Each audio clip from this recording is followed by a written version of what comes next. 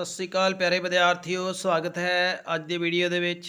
ਅੱਜ ਅਸੀਂ ਵਾਤਾਵਰਨ ਸਿੱਖਿਆ ਕਲਾਸ 12ਵੀਂ ਦਾ ਪਾਠ ਨੰਬਰ 9 ਲੈ ਕੇ ਆਏ ਹਾਂ, ਜੋ ਕਿ ਹੈ ਸਸਟੇਨੇਬਲ ਡਿਵੈਲਪਮੈਂਟ ਪਾਰਟ 2, ਕਾਇਮ ਰਹਿਣਯੋਗ, ਝੱਲਣਯੋਗ ਜਾਂ ਟਿਕਾਊ ਵਿਕਾਸ ਦਾ ਭਾਗ 2।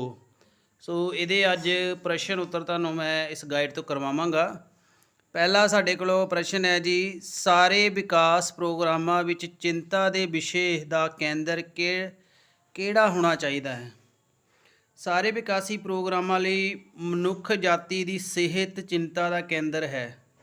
ਰਿਓ ਘੋਸ਼ਣਾ ਵਿੱਚ ਸਾਫ਼ ਕੀਤਾ ਹੈ ਕਿ ਕਾਇਮ ਰਹਿਣਯੋਗ ਵਿਕਾਸ ਦੇ ਲਈ ਮਨੁੱਖ ਚਿੰਤਾਵਾਂ ਦੇ ਕੇਂਦਰ ਹਨ। ਇਹ ਪ੍ਰਕਿਰਤੀ ਨਾਲ ਇਕਸੁਰਤਾ ਹਾਰਮੋਨੀ ਰੱਖਦਿਆਂ ਹੋਇਆਂ ਸਿਹਤਮੰਦ ਅਤੇ ਰਚਨਾਤਮਕ ਜੀਵਨ ਦੇ ਹੱਕਦਾਰ ਹਨ। ਸਿਹਤ ਕਾਇਮ ਰਹਿਣਯੋਗ ਵਿਕਾਸ ਦੇ ਇੱਕ ਸਾਧਨ ਹੋਣ ਦੇ ਨਾਲ ਨਾਲ ਇਹ ਇਸ ਟਿਕਾਊ ਵਿਕਾਸ ਦਾ ਇੱਕ ਸਿੱਟਾ ਵੀ ਹੈ। ਜੇਕਰ ਕਿਤੇ ਬਿਮਾਰੀਆਂ ਅਤੇ ਗਰੀਬੀ ਦੀ ਬਹੁਤਾਤ ਹੈ ਤਾਂ ਇੱਥੇ ਕਾਇਮ ਰਹਿਣਯੋਗ ਵਿਕਾਸ ਦਾ ਹੋਣਾ ਅਸੰਭਵ ਹੈ। ਯਾਨੀ ਮੇਨ ਇੱਥੇ ਸਸਟੇਨੇਬਲ ਡਿਵੈਲਪਮੈਂਟ 'ਚ ਜਿਹੜੀ ਹੈਲਥ ਨੂੰ ਇੱਥੇ ਜੋ ਹੈ ਇੰਪੋਰਟੈਂਸ ਦਿੱਤੀ ਗਈ ਹੈ, ਤਰਜੀਹ ਦਿੱਤੀ ਗਈ ਹੈ ਕਿ ਸਿਹਤ ਸਭ ਤੋਂ ਜ਼ਰੂਰੀ ਹੈ। ਪ੍ਰਸ਼ਨ ਦੂਜਾ, ਸ਼ਹਿਰੀਕਰਨ ਅਰਬਨਾਈਜੇਸ਼ਨ ਤੋਂ ਕੀ ਭਾਵ ਹੈ? ਬਹੁਤ ਜ਼ਰੂਰੀ ਪ੍ਰਸ਼ਨ ਹੈ। ਗ੍ਰਾਮੀਣ ਇਲਾਕਿਆਂ ਤੋਂ ਸ਼ਹਿਰਾਂ ਵੱਲ ਪਲਾਇਨ ਕਰਕੇ ਆਉਣ ਵਾਲੇ ਲੋਕਾਂ ਦੇ ਕਾਰਨ ਸ਼ਹਿਰਾਂ ਦੇ ਪਸਾਰ ਨੂੰ ਸ਼ਹਿਰੀਕਰਨ ਆਖਦੇ ਹੈ। ਸ਼ਹਿਰੀਕਰਨ ਦੇ ਵਾਧੇ ਕਾਰਨ ਟ੍ਰੈਫਿਕ ਵਿੱਚ ਵਾਧਾ ਹੋ ਜਾਂਦਾ ਹੈ। ਸ਼ਹਿਰੀਕਰਨ ਤੇਜ਼ੀ ਨਾਲ ਹੁੰਦੇ ਆਰਥਿਕ ਵਿਕਾਸ ਅਤੇ ਉਦਯੋਗੀਕਰਨ ਨੂੰ ਤਾਂ ਦਰਸਾਉਂਦਾ ਹੀ ਹੈ। ਸੋ ਇਹਦੇ ਨਾਲ ਜੋ ਹੈ ਪ੍ਰਦੂਸ਼ਣ ਵੀ ਹੁੰਦਾ ਹੈ। ਹੋਰਨਾਂ ਦੇਸ਼ਾਂ ਦੇ ਮੁਕਾਬਲੇ ਭਾਰਤ ਵਿੱਚ ਸ਼ਹਿਰੀਕਰਨ ਦੀ ਜੋ ਗਤੀ ਕਾਫੀ ਢਿੱਲੀ ਹੈ। ਜ਼ਿਆਦਾਤਰ ਲੋਕ ਪਿੰਡਾਂ 'ਚ ਰਹਿਣਾ ਪਸੰਦ ਕਰਦੇ ਆ। ਤੀਜਾ ਪ੍ਰਸ਼ਨ, ਉਦਯੋਗੀਕਰਨ ਅਤੇ ਵਾਤਾਵਰਣੀ ਗੁਣਵੱਤਾ ਘਟਣ ਦਾ ਆਪਸ ਵਿੱਚ ਕੀ ਸੰਬੰਧ ਹੈ? ਉਦਯੋਗ ਕੁਦਰਤੀ ਸਾਧਨਾਂ ਦੀ ਕੱਚੇ ਮਾਲ ਵਜੋਂ ਕਿਸੇ ਨਾ ਕਿਸੇ ਸ਼ਕਲ ਵਿੱਚ ਵਰਤੋਂ ਕਰਦੇ ਹਨ। ਇਸ ਦੇ ਸਿੱਟੇ ਪ੍ਰਕਾਰ ਕਈ ਤਰ੍ਹਾਂ ਦੇ ਫੋਕਟ ਪਦਾਰਥ ਹਵਾ, ਪਾਣੀ, ਮਿੱਟੀ ਨੂੰ ਪ੍ਰਦੂਸ਼ਿਤ ਕਰਦੇ ਹਨ। ਇਹਨਾਂ ਵਾਤਾਵਰਣ ਦੀ ਗੁਣਵੱਤਾ ਘਟਦੀ ਹੈ। ਠੀਕ ਹੈ ਜੀ। ਉੱਚੀ ਟੈਕਨੋਲੋਜੀ, ਐਪਰੋਪ੍ਰੀਏਟ ਟੈਕਨੋਲੋਜੀ ਤੋਂ ਕੀ ਭਾਵ ਹੈ? ਜਿਹੜੀ ਸਵਸਥ ਟੈਕਨੋਲੋਜੀ ਵਾਤਾਵਰਣ ਲਈ ਸਹੀ ਟੈਕਨੋਲੋਜੀ ਹੈ, ਜੋ ਵਾਤਾਵਰਣ ਦਾ ਨੁਕਸਾਨ ਨਹੀਂ ਕਰਦੀ, ਉਹਨੂੰ ਹੀ ਉੱਚ ਟੈਕਨੋਲੋਜੀ ਦਾ ਨਾਮ ਦਿੱਤਾ ਜਾਂਦਾ ਹੈ। ਪੰਜਵਾਂ ਪ੍ਰਸ਼ਨ, ਕਾਇਮ ਰਹਿਣਯੋਗ ਵਿਕਾਸ ਲਈ ਮਨੁੱਖੀ ਪਹੁੰਚ ਹਿਊਮਨ ਅਪਰੋਚ ਕੀ ਹੈ? ਕਾਇਮ ਰਹਿਣਯੋਗ ਵਿਕਾਸ ਲਈ ਕਾਮਨਾ ਕਰਨੀ ਹੈ ਕਿ ਤਾਂ ਇੱਕ ਪਾਸੇ ਵੱਲ ਕਿਸੇ ਪ੍ਰਕਾਰ ਦੀ ਕੋਤਾਹੀ ਕਰਨ ਦੀ ਗੁੰਜਾਇਸ਼ ਨਹੀਂ ਹੈ। ਇਸ ਲਈ ਸਾਨੂੰ ਟਿਕਾਊ ਵਿਕਾਸ ਦਾ ਟੀਚਾ ਪੂਰਾ ਕਰਨ ਦੇ ਵਾਸਤੇ ਹਿਊਮਨ ਅਪਰੋਚ ਅਪਣਾਉਣੀ ਹੋਵੇਗੀ। ਵਾਤਾਵਰਨ ਉੱਪਰ ਪੈਣ ਵਾਲੇ ਭਾਰ ਘਟਾਉਣ ਦੇ ਵਾਸਤੇ ਮਨੁੱਖੀ ਜਨਸੰਖਿਆ ਵੀ ਘਟਾਉਣੀ ਹੋਏਗੀ। ਸਾਖਰਤਾ 'ਚ ਵਾਧਾ ਕਰਨਾ ਹੋਏਗਾ। ਵਾਤਾਵਰਨ ਸੰਬੰਧੀ ਜਾਗਰੂਕਤਾ ਪੈਦਾ ਕਰਨੀ ਹੋਏਗੀ। ਗਰੀਬੀ ਦਾ ਹੱਲ ਕਰਨਾ ਹੋਏਗਾ ਅਤੇ ਵਾਤਾਵਰਨ 'ਤੇ ਪੈਣ ਵਾਲੇ ਬੋਝ ਨੂੰ ਘਟਾਉਣਾ ਹੋਏਗਾ। ਸੋ ਇਹ ਸਾਰੀਆਂ ਚੀਜ਼ਾਂ ਜ਼ਰੂਰੀ ਹਨ। ਹੁਨਰਮੰਦ ਸਿੱਖਿਅਤ ਮਾਨਵ ਸ਼ਕਤੀ ਦੀ ਕਾਇਮ ਰਹਿਣਯੋਗ ਝੱਲਣਯੋਗ ਪੂਰਨ ਨਾਲ ਵਿਕਾਸ ਵਿੱਚ ਕੀ ਭੂਮਿਕਾ ਹੈ? ਜਿਹੜੀ ਉੱਚ ਟੈਕਨੋਲੋਜੀ ਕੁਝ ਹੱਦ ਤੱਕ ਵਾਤਾਵਰਨ ਨੂੰ ਪੁੱਜਣ ਵਾਲੀ ਹਾਨੀ ਤੋਂ ਬਚਾਉਂਦੀ ਹੈ, ਪਰ ਨਵੀਨ ਟੈਕਨੋਲੋਜੀ ਦਾ ਵਰਤਾਰਾ ਕਰਨ ਦੇ ਵਾਸਤੇ ਵਿਗਿਆਨਿਕ ਖੇਤਰ ਵਿੱਚ ਚੰਗੀ ਯੋਗਤਾ ਪ੍ਰਾਪਤ ਅਤੇ ਹੁਨਰਮੰਦਾਂ ਦੀ ਲੋੜ ਹੈ, ਕਿਉਂਕਿ ਅਜਿਹੇ ਸਿੱਖਿਅਤ ਅਤੇ ਹੁਨਰਮੰਦਾਂ ਦੇ ਬਗੈਰ ਆਧੁਨਿਕ ਟੈਕਨੋਲੋਜੀ ਲਾਹੇਵੰਦ ਸਾਬਿਤ ਹੋਣ ਦੀ ਬਜਾਏ ਨੁਕਸਾਨਦੇਹ ਸਿੱਧ ਹੋ ਸਕਦੀ ਹੈ। ਹੁਨਰਮੰਦ ਮਾਨਵ ਸ਼ਕਤੀ ਨੂੰ ਵਿਗਿਆਨਿਕ ਅਤੇ ਤਕਨੀਕੀ ਵਿਕਾਸ ਦਾ ਵਟਾਂਦਰਾ ਕਰਕੇ ਜਾਣਕਾਰੀ ਪ੍ਰਾਪਤ ਕਰਨੀ ਚਾਹੀਦੀ ਹੈ। ਠੀਕ ਹੈ ਜੀ। ਅਗਲਾ ਪ੍ਰਸ਼ਨ ਹੈ, ਵਿਗਿਆਨਿਕ ਅਤੇ ਟੈਕਨੋਲੋਜੀ ਦੀਆਂ ਕੁਝ ਮੁੱਖ ਕਿਰਿਆਵਾਂ ਦਾ ਵਰਣਨ ਕਰੋ। ਟੈਕਨੋਲੋਜੀ ਦੀ ਭੂਮਿਕਾ। Role of technology. ਵਧਦੀ ਹੋਈ ਆਬਾਦੀ ਦੀਆਂ ਲੋੜਾਂ ਪੂਰੀਆਂ ਕਰਨ ਲਈ ਆਵਾਸ ਸਨੇਹੀ ਇਕੋ ਫਰੈਂਡਲੀ ਟੈਕਨੋਲੋਜੀ ਦੀ ਸਾਨੂੰ ਲੋੜ ਹੈ। ਇਸ ਖੇਤਰ ਵਿੱਚ ਉਦਯੋਗੀਕਰਨ ਦੇ ਮੁੱਖ ਜੋ ਭੂਮਿਕਾ ਜੋ ਉਦਯੋਗੀਕਰਨ ਇੰਡਸਟਰੀਲਾਈਜੇਸ਼ਨ ਹੈ ਦਿੱਤੀ ਹੈ। ਸੋ ਇਹ ਉਦਯੋਗਾਂ ਦੇ ਕਾਰਨ ਹੀ ਦੇਸ਼ਾਂ ਦੀ ਆਰਥਿਕਤਾ ਵਿੱਚ ਬਹੁਤ ਅਧਿਕ ਵਿਕਾਸ ਹੋਇਆ ਹੈ, ਪਰ ਉਦਯੋਗੀਕਰਨ ਦੇ ਫਲਸਰੂਪ ਕਚਰੇ ਦੀ ਉਤਪੱਤੀ ਵੀ ਵੱਧ ਗਈ ਹੈ ਅਤੇ ਪ੍ਰਦੂਸ਼ਣ ਹੋਇਆ ਹੈ। ਸਾਇੰਸ ਦੇ ਵਿਕਾਸ ਦੀਆਂ ਕਿਰਿਆਵਾਂ। Activity of science. ਊਰਜਾ ਦੀ ਖਪਤ ਘੱਟ ਕਰਨ ਦੇ ਲਈ ਅਜਿਹੇ ਯੰਤਰਾਂ ਦੀ ਕਾਢ ਜਿਸ ਦੇ ਕਾਰਨ ਊਰਜਾ ਦੀ ਖਪਤ ਘੱਟ ਹੋਵੇ। ਰਸਾਇਣਿਕ ਖਾਦਾਂ ਦੇ ਕਾਰਨ ਹਰੀ ਕ੍ਰਾਂਤੀ, ਜਿਸ ਦੇ ਕਾਰਨ ਖਾਦ ਪਦਾਰਥਾਂ ਦੀ ਉਪਜ ਵਿੱਚ ਵਾਧਾ ਹੋਇਆ ਹੈ। ਆਧੁਨਿਕ ਦਵਾਈਆਂ ਦੀ ਖੋਜ ਨਾਲ ਕਈ ਬਿਮਾਰੀਆਂ 'ਤੇ ਕਾਬੂ ਪਾਇਆ ਜਾ ਸਕਿਆ ਹੈ। ਆਵਾਜਾਈ ਆਉਣ ਜਾਣ ਦੇ ਸਾਧਨਾਂ ਵਿੱਚ ਹੈਰਾਨੀਜਨਕ ਤਰੱਕੀ ਹੋਈ ਹੈ। ਠੀਕ ਹੈ ਜੀ। ਅੱਗੇ ਆ ਗਏ ਜੀ ਵੱਡੇ ਪ੍ਰਸ਼ਨ। ਪ੍ਰਿਥਵੀ ਅਰਥ ਸਮਟ 'ਤੇ ਨੋਟ ਲਿਖਣਾ ਹੈ। 1987 ਵਿੱਚ ਸਾਡਾ ਸਾਂਝਾ ਭਵਿੱਖ ਆਵਰ ਕਾਮਨ ਫਿਊਚਰ ਦੇ ਸਿਰਲੇਖ ਹੇਠ ਬਰਟਲੈਂਡ ਰਿਪੋਰਟ ਦੀ ਛਪਾਈ ਤੋਂ ਬਾਅਦ ਸੰਯੁਕਤ ਰਾਸ਼ਟਰ ਨੇ 1992 ਵਿੱਚ ਰੀਓ ਜਨੇਰੀਓ ਬ੍ਰਾਜ਼ੀਲ ਵਿੱਚ United nation conference on environment development ਦੇ ਵਿਸ਼ੇ ਵਿੱਚ ਉੱਚ ਕੋਟੀ ਸੰਮੇਲਨ ਦਾ ਆਯੋਜਨ ਕੀਤਾ ਸੀ। ਇਹਦੇ ਵਿੱਚ ਪ੍ਰਿਥਵੀ ਉੱਚ ਕੋਟੀ ਸੰਮੇਲਨ ਅਰਥ ਸੰਮਟ ਜਾਂ ਰੀਓ ਘੋਸ਼ਣਾ, ਰੀਓ ਡੈਕਲੇਰੇਸ਼ਨ ਵੀ ਕਹਿੰਦੇ ਆ, 800 ਪੰਨਿਆਂ ਦੇ ਇਸ ਦਸਤਾਵੇਜ਼ ਦੀ ਕਾਰਜ ਸੂਚੀ 21 ਏਜੰਡਾ 21 ਵੀ ਆਖਿਆ ਜਾਂਦਾ ਹੈ। ਸੋ ਇਹ ਜੋ ਕਾਰਜ ਸੂਚੀ 21ਵੀਂ ਸਦੀ ਲਈ ਯੋਜਨਾਵਾਂ ਪਲਾਨ ਅਤੇ ਇਸ ਵਿੱਚ ਕਾਰਜ ਸੂਚੀ ਦੇ ਸੰਮੇਲਨ ਦੇ ਖਤਮ ਹੋਣ ਉਪਰੰਤ ਛਾਪਿਆ ਗਿਆ। ਇਸ ਕਾਰਜ ਸੂਚੀ ਵਿੱਚ ਸਰਕਾਰਾਂ ਲਈ ਕਾਇਮ ਰਹਿਣ ਜੋ ਵਿਕਾਸ ਸੰਬੰਧੀ ਅਪਣਾਏ ਜਾਣ ਵਾਲੇ ਉਪਾਵਾਂ ਬਾਰੇ ਜਾਣਕਾਰੀ ਦਰਜ ਹੈ। ਇਸ ਕਾਰਨ ਸੂਚੀ ਵਿੱਚ 27 ਸਿਧਾਂਤ ਦਰਜ ਹਨ। ਇਹਨਾਂ ਸਿਧਾਂਤਾਂ ਵਿੱਚ ਵਾਤਾਵਰਣ ਦੇ ਸੰਰਖਣ ਅਤੇ ਕਾਇਮ ਰਹਿਣ ਜੋ ਵਿਕਾਸ ਸਾਰੇ ਪੱਖਾਂ ਨੂੰ ਸ਼ਾਮਲ ਕੀਤਾ ਹੈ। ਏਜੰਡਾ 21 ਵਿੱਚ ਛੋਟੇ ਛੋਟੇ ਸਮੂਹ ਜਿੱਦਾਂ ਔਰਤ, ਬੱਚੇ, ਯੁਵਕਾਂ, ਸਥਾਨਿਕ ਲੋਕਾਂ, ਗੈਰ ਸਰਕਾਰੀ ਸੰਗਠਨਾਂ, ਸਥਾਨਿਕ ਸਰਕਾਰੀ ਅਧਿਕਾਰੀਆਂ, ਕਾਰੋਬਾਰੀਆਂ, ਤਜਾਰਕ ਯੂਨੀਅਨਾਂ, ਵਿਗਿਆਨ ਅਤੇ ਟੈਕਨੋਲੋਜੀ ਅਤੇ ਕਿਸਾਨਾਂ ਦੀ ਸ਼ਮੂਲੀਅਤ ਕਰਨ ਦੇ ਵਾਸਤੇ ਤਕੜੀ ਪਹਿਲ ਕਦਮੀ ਕਰਨ ਦੀ ਲੋੜ ਹੈ। ਠੀਕ ਹੈ ਜੀ। ਸੋ ਇਹ ਸਾਰਾ ਵਾਤਾਵਰਨ ਕਿੱਦਾਂ ਅਸੀਂ ਬਚਾ ਸਕਦੇ ਹਾਂ ਉਹਦੇ ਬਾਰੇ ਇਸ ਸੰਮਟ ਦੇ ਵਿੱਚ ਦੱਸਿਆ ਗਿਆ ਸੀ। ਅਗਲਾ ਪ੍ਰਸ਼ਨ ਹੈ ਜੀ, ਸੰਸਾਰ ਅੱਜ ਕਿਹੜੀਆਂ ਸਭ ਤੋਂ ਮਹੱਤਵਪੂਰਨ ਚੁਣੌਤੀਆਂ ਦਾ ਸਾਹਮਣਾ ਕਰ ਰਿਹਾ ਹੈ? ਇਹਦੇ ਬਾਰੇ ਦੱਸਣਾ ਹੈ। ਪਹਿਲੀ ਗੱਲ ਹੈ ਜੀ, ਵੱਧ ਰਹੀ ਆਬਾਦੀ, ਗਰੀਬੀ, ਕੁਦਰਤੀ ਸਾਧਨਾਂ ਸੁਰੱਖਿਆਉਣਾ, ਸੁੰਗੜਦੀ ਹੋਈ ਜੀਵ ਅਨੇਕ ਰੂਪਤਾ, ਫੋਕਟ ਪਦਾਰਥਾਂ ਦੀ ਵੱਧਦੀ ਉਤਪੱਤੀ, ਸਮੁੰਦਰੀ ਅਤੇ ਤਾਜ਼ੇ ਪਾਣੀ ਵਿੱਚ ਪ੍ਰਦੂਸ਼ਣ, ਵਾਤਾਵਰਨ ਵਿੱਚ ਆ ਰਹੀਆਂ ਤਬਦੀਲੀਆਂ, ਇਹ ਜਿਹੜੀਆਂ ਮੇਨ ਪ੍ਰੋਬਲਮਸ ਨੇ। ਸੋ ਮਾਨਵ ਦੀਆਂ ਜੋ ਸਰਗਰਮੀਆਂ ਨੇ ਵਾਤਾਵਰਨ 'ਤੇ ਮਾੜਾ ਪ੍ਰਭਾਵ ਪਾ ਰਹੀਆਂ। ਸਾਡੀਆਂ ਗਤੀਵਿਧੀਆਂ ਦੇ ਕਾਰਨ ਵਾਤਾਵਰਨ 'ਚ ਕਾਰਬਨ ਡਾਈਆਕਸਾਈਡ ਦੀ ਮਾਤਰਾ ਵੱਧ ਰਹੀ ਹੈ, ਜੋ ਕਿ ਅੱਜ ਤੋਂ 4 ਲੱਖ ਸਾਲ ਪਹਿਲਾਂ ਦੇ ਮੁਕਾਬਲੇ ਬਹੁਤ ਵੱਧ ਗਈ ਹੈ। ਜਾਤੀਆਂ ਦੇ ਖਤਮ ਹੋਣ ਦੀ ਦਰ ਵੱਧ ਗਈ ਹੈ, 1000 ਗੁਣਾ ਵੱਧ ਗਈ ਹੈ। ਸਾਡੇ ਗ੍ਰਹਿ ਵਿੱਚ ਜ਼ਮੀਨ ਨੂੰ ਬਦਲ ਦਿੱਤਾ ਹੈ, ਤਾਜ਼ੇ ਪਾਣੀ ਨੂੰ ਬਰਬਾਦ ਕਰਤਾ ਹੈ, ਕੰਟੈਮੀਨੇਟ ਕਰਤਾ ਹੈ। ਸਮੁੰਦਰੀ ਵਿਚਲੀਆਂ ਵੱਡੇ ਆਕਾਰ ਵਾਲੀਆਂ 90% ਮੱਛੀਆਂ ਖਤਮ ਹੋ ਗਈਆਂ ਨੇ। ਕਚਰੇ ਅਤੇ ਦੂਸਰੇ ਹੋਰ ਹਾਨੀਕਾਰਕ ਪਦਾਰਥਾਂ ਦੀ ਉਤਪੱਤੀ ਨਾਲ ਵਿਸ਼ਵ ਤਾਪਮਾਨ ਵੱਧ ਰਿਹਾ ਹੈ। ਪਿਛਲੇ 70 ਸਾਲਾਂ ਦੇ ਦੌਰਾਨ ਵਿਸ਼ਵ ਦੀ ਆਬਾਦੀ 3 ਗੁਣਾ ਵੱਧ ਗਈ ਹੈ।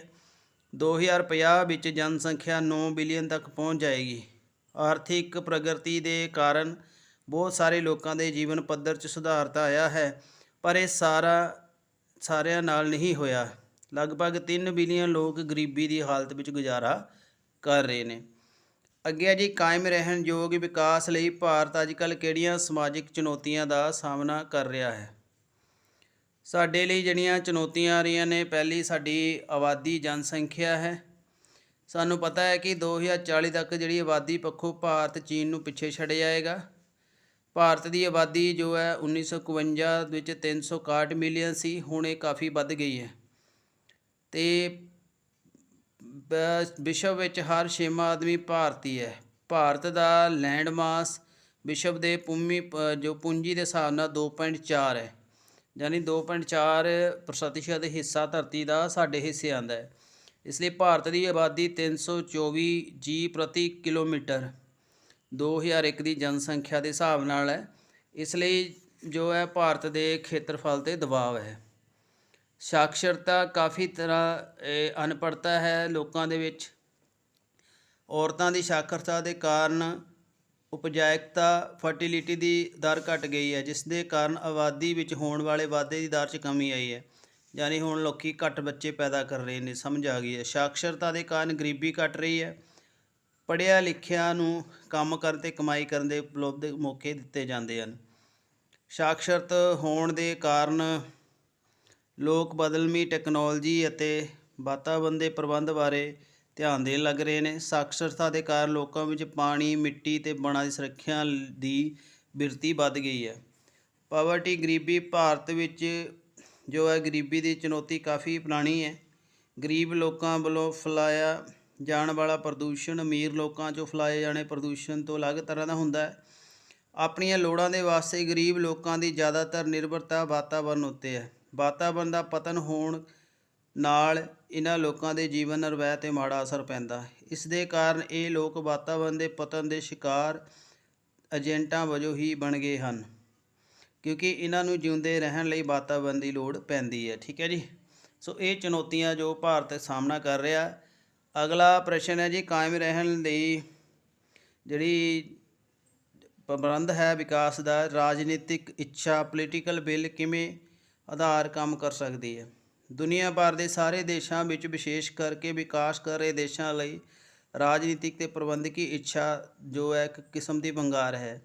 ਸਮਾਜ ਲਈ ਮਹੱਤਵਪੂਰਨ ਅਤੇ ਸਥਾਈ ਤਬਦੀਲੀਆਂ ਲਿਆਉਣ ਦੇ ਲਈ ਰਾਜਨੀਤਿਕ ਪ੍ਰਬੰਧਾਂ ਦੀ ਇੱਛਾ ਅਤੇ ਇਸ ਦਾ ਇਰਾਦਾ ਰਾਜਸੀ ਇੱਛਾ ਵੱਲ ਸੰਕੇਤ ਕਰਦਾ ਹੈ। ਵਿਕਾਸ ਕਰ ਰਹੇ ਦੇਸ਼ਾਂ ਵਿੱਚ ਰਾਜਸੀ ਇੱਛਾ ਰਾਜਸੀ ਪਾਰਟੀਆਂ ਜਿਹੜੀਆਂ ਹਕੂਮਤ ਕਰ ਰਹੀਆਂ ਨੇ ਉਹਨਾਂ ਦੇ ਹੱਥ 'ਚ ਹੈ। ਰਾਜਨੀਤਿਵਾਨਾਂ ਅਤੇ ਪਾਲਿਸੀਆਂ ਘੜਨ ਵਾਲਿਆਂ ਲਈ ਇਹ ਸਮਝ ਲੈਣਾ ਚਾਹੀਦਾ ਹੈ ਕਿ ਉਹਨਾਂ ਵੱਲੋਂ ਲਏ ਗਏ ਹਰੇਕ ਫੈਸਲੇ ਦਾ ਸਰਵਾਂਗੀ ਪਰਤਵਾ ਅਸਰ ਸਿਸਟਮੈਟਿਕ ਰਿਪਰਸ਼ਨ ਹੋ ਸਕਦਾ ਹੈ। ਜੇਕਰ ਇਹ ਫੈਸਲੇ ਸਮੁਦਾਇ ਦੀ ਘੱਟ ਗਿਣਤੀ ਦੇ ਨਕਾਰਾਤਮਕ ਹੋਏ ਤਾਂ ਪਾਲਿਸੀਆਂ ਘੜਿਆਂ ਨੂੰ ਇਹ ਸਮਝ ਲੈਣਾ ਚਾਹੀਦਾ ਹੈ ਕਿ ਇਸ ਦੇ ਨਤੀਜੇ ਵਜੋਂ ਸਰਵਾਂਗੀ ਪਰਤਵੇਂ ਅਸਰ ਹੋਣਗੇ। ਪਰ ਇਹ ਸੱਚਾਈ ਹੈ ਕਿ ਅੱਜ ਕਾਇਮ ਅਤੇ ਪਾਲਿਸੀ ਘਾੜਾਂ ਤੋਂ ਵਿਸ਼ਾਲਸ਼ੀਲ ਮੁਲਕਾਂ ਦੀ ਮਿੱਟੀ ਵਿੱਚ ਬੀਜਦਾ ਹੈ, ਪੱਕਣ ਉਪਰੰਤ ਉਹੀ ਕੁਝ ਵੱਢਦਾ ਹੈ। ਸੋ ਅਟਲ ਸੱਚਾਈ ਹੈ। ਸੋ ਇਸ ਲਈ ਇਹ ਸਾਡੇ ਪੋਲੀਟੀਸ਼ੀਅਨਾਂ ਦੀ ਬੜੀ ਜ਼ਿੰਮੇਵਾਰੀ ਹੈ ਕਿ ਦੇਸ਼ ਨੂੰ ਕਿੱਥੇ ਲੈ ਕੇ ਜਾਣਾ ਹੈ। ਕਾਇਮ ਰਹਿਣਯੋਗ ਵਿਕਾਸ ਲਈ ਕੁਝ ਉੱਚ ਤਕਨੀਕਾਂ ਦਾ ਵਰਣਨ। ਕਿਹੜੀ ਤਕਨੀਕਾਂ? ਪਹਿਲੇ ਊਰਜਾ।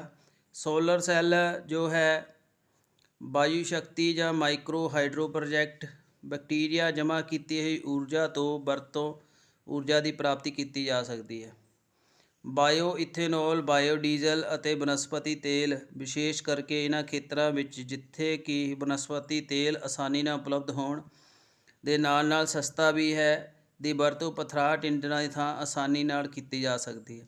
ਬਾਇਓ ਡੀਜ਼ਲ ਨਾਲ ਚੱਲਣ ਵਾਲਾ ਡੀਜ਼ਲ ਜਨਰੇਟਰ ਵਧੇਰੇ ਨਿਪੁੰਨਤਾ ਵਾਲਾ ਹੋ ਸਕਦਾ ਹੈ। ਜੇਕਰ ਇਸ ਨੂੰ ਬੈਕਟੀਰੀਆ ਅਤੇ ਇਨਵਰਟਰਾਂ ਨਾਲ ਜੋੜ ਦਿੱਤਾ ਜਾਵੇ ਬੈਟਰੀਆਂ ਨਾਲ ਜੋੜ ਦਿੱਤਾ ਜਾਵੇ, ਅਜਿਹਾ ਕਰਨ ਨਾਲ ਨਾ ਕੇਵਲ ਖਰਚਾ ਘਟੇਗਾ ਸਗੋਂ ਚਾਲੂ ਖਰਚਾ ਵੀ ਘਟ ਜਾਏਗਾ। ਇਸ ਤਰ੍ਹਾਂ ਜੁਗਾੜ ਸੌਰ, ਵਾਯੂ ਅਤੇ ਮਾਈਕਰੋ ਹਾਈਡਲ ਦੇ ਵਿਕਲਪ ਵਜੋਂ ਸਸਤੀ ਸਾਬਤ ਹੈ। ਊਰਜਾ ਦੀ ਪ੍ਰਾਪਤੀ ਦੇ ਵਾਸਤੇ ਬਾਇਓਗੈਸ ਇੱਕ ਸੰਭਾਵੀ ਸਰੋਤ ਹੈ, ਪਰ ਇਹਨਾਂ ਥਾਵਾਂ 'ਤੇ ਸੰਭਵ ਹੋ ਸਕਦਾ ਜਿੱਥੇ ਕਾਰਬਨੀ ਫੋਟਕ ਪਦਾਰਥਾਂ ਅਤੇ ਰਹਿੰਦ ਖੂੰਹਦ ਜ਼ਿਆਦਾ ਹੋਵੇ। ਉਹਦੇ ਬਾਅਦ ਹੈ ਰੋਸ਼ਨੀ, ਲਾਈਟਨਿੰਗ। ਰੋਸ਼ਨੀ ਦੇ ਨਵਿਆਣਯੋਗ ਸਰੋਤ ਜਿਵੇਂ ਠੋਸ ਪ੍ਰਤੀਬਿੰਬ ਲੈਂਪ ਦੀ ਥਾਂ ਦੂਰ ਦਰਾਜ ਵਾਲੇ ਇਲਾਕਿਆਂ ਵਿੱਚ ਮਿੱਟੀ ਦੇ ਤੇਲ ਨਾਲ ਬਣਨ ਵਾਲੇ ਲੈਂਪਾਂ ਦੀ ਵਰਤੋਂ ਕੀਤੀ ਜਾ ਸਕਦੀ ਹੈ। ਵਾਯੂ ਸੰਸਾਰ ਅਤੇ ਵਾਯੂ ਅਨੁਕੂਲਨ, ਵੈਂਟੀਲੇਸ਼ਨ। ਹਵਾ ਦੇ ਬਾਰੇ ਮਕਾਨਾਂ ਦੀਆਂ ਛੱਤਾਂ ਵਿੱਚ ਮਘੋਰੇ ਵੈਂਟ ਬਣਾ ਕੇ ਵਾਯੂ ਸੰਚਾਰ ਕੁਦਰਤੀ ਵਿਧੀ ਅਪਣਾਈ ਜਾ ਸਕਦੀ ਹੈ। ਅਜਿਹਾ ਕਰਨ ਨਾਲ ਕਨਵੈਕਸ਼ਨ ਦੁਆਰਾ ਗਰਮ ਹਵਾ ਜੋ ਹੈ ਮਘੋਰਿਆਂ ਰਾਹੀਂ ਬਾਹਰ ਨਿਕਲ ਜਾਏਗੀ, ਜਿਸ ਦੀ ਥਾਂ ਲੈਣ ਦੇ ਲਈ ਹੇਠਲੇ ਹਿੱਸੇ ਤੋਂ ਠੰਡੀ ਹਵਾ ਆਏਗੀ। ਸੋਲਰ ਚਿਮਨੀ, ਜਿਸ ਵਿੱਚ ਆਮ ਤੌਰ 'ਤੇ ਤਾਪ ਚਿਮਨੀ ਆਖਿਆ ਜਾਂਦਾ ਹੈ, ਇਸ ਦੀ ਵਰਤੋਂ ਕੁਦਰਤੀ ਵਾਯੂ ਸੰਚਾਰ ਵਿੱਚ ਸ਼ੋਧ ਕਰਦੀ ਹੈ। ਇਹ ਚਿਮਨੀ ਨਿਸ਼ਕਰਮ ਸੌਰ ਊਰਜਾ ਦੁਆਰਾ ਗਰਮ ਕੀਤੀ ਗਈ ਹਵਾ ਦਾ ਸੰਵਹਿਣ ਵਿਧੀ ਦੁਆਰਾ ਵਾਯੂ ਸੰਚਾਲਨ ਕਰਦੀ ਹੈ। ਸ਼ੀਤਲਨ ਕੂਲਿੰਗ ਨੂੰ ਨਿਊਨਤਮ ਪੱਧਰ 'ਤੇ ਰੱਖਣ ਦੇ ਮੰਤਵ ਨਾਲ ਕਮਰਿਆਂ ਅੰਦਰ ਪ੍ਰਵੇਸ਼ ਤੋਂ ਪਹਿਲਾਂ ਇਹਨਾਂ ਨੂੰ ਜ਼ਮੀਨਦੋਜ਼ ਨਾਲੀਆਂ ਵਿੱਚੋਂ ਵੀ ਗੁਜ਼ਾਰਿਆ ਜਾਂਦਾ ਹੈ। ਭਾਰਤ ਵਿੱਚ ਭੋਜਨ ਦੀ ਤਿਆਰੀ ਅਤੇ ਪਕਾਉਣਾ। ਪੱਛਮੀ ਦੇਸ਼ਾਂ ਵਿੱਚ ਭੋਜਨ ਦੀ ਪ੍ਰੋਸੈਸਿੰਗ ਤਕਨੀਕ ਨਾਲੋਂ ਜੇਕਰ ਭੋਜਨ ਤਿਆਰ ਕਰਨ ਅਤੇ ਪਕਾਉਣ ਦੀ ਪਰੰਪਰਾ ਤਕਨੀਕ ਦੀ ਬਜਾਏ ਆਧੁਨਿਕ ਤਕਨੀਕ ਦੀ ਵਰਤੋਂ ਕਰੀਏ ਤਾਂ ਅਜਿਹਾ ਕਰਨ ਨਾਲ ਇੱਕ ਤਾਂ ਖਰਚਾ ਘਟੇਗਾ, ਮਿਹਨਤ ਵੀ ਘਟੇਗੀ। ਧੂੰਆਂ ਚੁੱਲ੍ਹਿਆਂ ਦੀ ਵਰਤੋਂ ਨਾਲ ਨਾ ਕੇਵਲ ਬਾਲਣ ਦੀ ਸਮੱਸਿਆ ਘਟੇਗੀ ਸਗੋਂ ਧੂੰਏ ਨਾਲ ਹੋਣ ਵਾਲੀਆਂ ਬਿਮਾਰੀਆਂ ਵੀ ਘਟਣਗੀਆਂ। दूसरा ईंधन फ्यूल, इथेनॉल मिश्रित पेट्रोल, ਨਿਪੀੜਤ ਕੁਦਰਤੀ ਗੈਸ, ਜਟਰੋਪਾ ਮੱਕੀ ਕਣਕ ਅਤੇ ਚੁਕੰਦਰ ਤੋਂ ਤਿਆਰ ਕੀਤੀ ਗਈ ਬਾਇਓਡੀਜ਼ਲ। ਬਿਜਲੀ ਦੀ ਹਾਈਡਰੋਜਨ ਦੀ ਵਰਤੋਂ ਕਾਰਨ ਨਾ ਕੇਵਲ ਤੇਲ ਦੀ ਬਚਤ ਹੋਏਗੀ ਸਗੋਂ ਪ੍ਰਦੂਸ਼ਣ ਵੀ ਘਟੇਗਾ। ਰੈਫਰੀਜਰੇਸ਼ਨ, ਸ਼ੀਤਕਰਨ ਦੀ ਪਾਤਰ ਵਿੱਚ ਪਾਤਰ ਪੁਆਇੰਟ ਇੰਪੋਰਟ ਦੀ ਤਕਨੀਕ ਅਫਰੀਕੀ ਕਾਢ ਹੈ। ਸ਼ੀਤਕਰਨ ਦੀ ਵਿਧੀ ਵਿੱਚ ਬਿਜਲੀ ਦੀ ਵਰਤੋਂ ਦੀ ਲੋੜ ਨਹੀਂ ਪੈਂਦੀ। ਇਸ ਵਿਧੀ ਵਰਤੋਂ ਕਰਨ ਦੇ ਨਾਲ ਭੋਜਨ ਅਤੇ ਦੂਸਰੇ ਖਾਦ ਪਦਾਰਥਾਂ ਨੂੰ ਦੂਸਰੇ ਤਰੀਕਿਆਂ ਦੇ ਮੁਕਾਬਲੇ ਕਾਫੀ ਸਮੇਂ ਤੱਕ ਤਾਜ਼ਾ ਰੱਖਿਆ ਜਾਂਦਾ ਹੈ। ਕਲੋਰੋਫਲੋਰੋਕਾਰਬਨ ਰਹਿਤ ਫਰਿੱਜਾਂ ਦੀ ਵਰਤੋਂ ਕਰਨੀ ਚਾਹੀਦੀ ਹੈ। ਪਾਣੀ ਦੀ ਸਪਲਾਈ, ਪਾਣੀ ਦੀ ਥੁੜ ਵਾਲੇ ਇਲਾਕਿਆਂ ਦੇ ਵਿੱਚ ਬਰਸਾਤੀ ਪਾਣੀ ਦੀ ਸਾਂਭ ਸੰਭਾਲ ਦੇ ਵਾਸਤੇ ਵਿਸ਼ੇਸ਼ ਪ੍ਰਕਾਰ ਦੇ ਤਕਨੀਕੇ ਅਪਣਾ ਕੇ ਜ਼ਿਆਦਾ ਧੁੰਦ ਵਾਲੇ ਇਲਾਕਿਆਂ ਵਿੱਚ ਧੁੰਦ ਵਿਚਲੇ ਪਾਣੀ ਨੂੰ ਇਕੱਤਰ ਕਰਕੇ ਥੁੜ ਵਾਲੇ ਇਲਾਕਿਆਂ ਵਿੱਚ ਪਾਣੀ ਦੀ ਸਪਲਾਈ ਸੁਧਾਰਿਆ ਜਾ ਸਕਦਾ ਹੈ। ਤਾਂ ਇਹ ਸਾਰੇ ਜੋ ਤਰੀਕੇ ਨੇ ਇਹਨਾਂ ਨੂੰ ਅਪਣਾ ਸਕਦੇ ਹਾਂ। ਹੋਰ ਕਈ ਮਹੱਤਵਪੂਰਨ ਛੋਟੇ ਪ੍ਰਸ਼ਨ ਨੇ, ਇਹ ਮੈਂ ਬੋਲਾਂਗਾ ਨਹੀਂ, ਸਿੱਧਾ ਤੁਹਾਨੂੰ ਕੈਮਰੇ ਨਾਲ ਫੋਕਸ ਕਰਾਵਾਂਗਾ। ਸੋ ਇਹ ਪ੍ਰਸ਼ਨ ਵੀ ਪੇਪਰ 'ਚ ਪੁੱਛੇ ਜਾ ਸਕਦੇ ਆ, ਤੁਸੀਂ ਇਹਨਾਂ ਨੂੰ ਵੀ ਐਕਸਟਰਾ ਇੱਕ ਸਪਲੀਮੈਂਟ ਦੇ ਤੌਰ 'ਤੇ ਯਾਦ ਕਰ ਲੈਣਾ ਹੈ। ਠੀਕ ਹੈ ਜੀ। ਸੋ ਵੀਡੀਓ ਕਿਸ ਤਰ੍ਹਾਂ ਦਾ ਲੱਗਿਆ ਕਮੈਂਟ ਜ਼ਰੂਰ ਕਰਨਾ। ਅਗਲੇ ਵੀਡੀਓ ਵਿੱਚ ਤੁਹਾਨੂੰ ਜੋ ਬਾਕੀ ਦੇ ਪਾਠ ਨੇ ਉਹਨਾਂ ਦੇ ਵੀ ਉੱਤਰ ਪ੍ਰਸ਼ਨਾਂ ਦੇ ਕਰਵਾਵਾਂਗਾ। ਧੰਨਵਾਦ। Best of luck.